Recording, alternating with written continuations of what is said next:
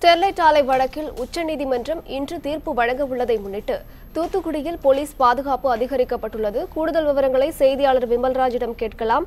விமல்ராஜ், இன்று காலை 10:30 மணிக்கு தீர்ப்பு வழங்கப்பட உள்ளதை முன்னிட்டு அங்கு என்னென்ன பாதுகாப்பு ஏற்பாடுகள் பலப்படுத்தப்பட்டிருக்கு? பாதுகாப்பு பணியில் எத்தனை போலீசார் ஈடுபட்டிருக்காங்க? வணக்கம் அமிர்தா.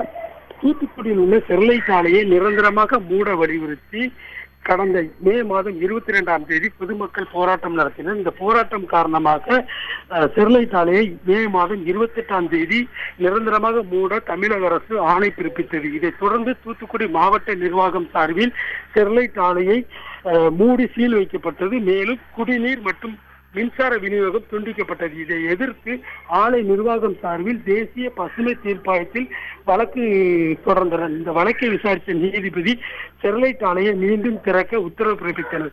இந்த உத்தரவு தூத்துக்குடி மக்கள் மத்தியில் பெரும் கொந்தளிப்பை ஏற்படுத்தியது. இதைத் தொடர்ந்து தமிழக அரசு சார்பில் உச்சநீதிமன்றத்தில் மேல்முறையீடு செய்யப்பட்டது. இந்த வழக்கு விசாரணை முடிந்து இன்று தீர்ப்பு வெளியாகும் என்று தகவல் வெளியானது.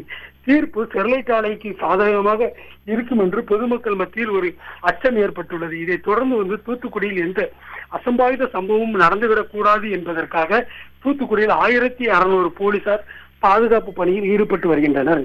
தூத்துக்குடி மாவட்ட ஆட்சித்தலைவர் அலுவலகம், பிவிடி சிக்னல், ஸ்டெர்லைட் ஆலை குடியிருப்பு, ஸ்டெர்லைட் ஆலை, திரேஸ்புரம் உள்ளிட்ட பல்வேறு பகுதிகளில் பாதுகாப்பு பணியில் போலீசார் ஈடுபட்டு வருகின்றனர்.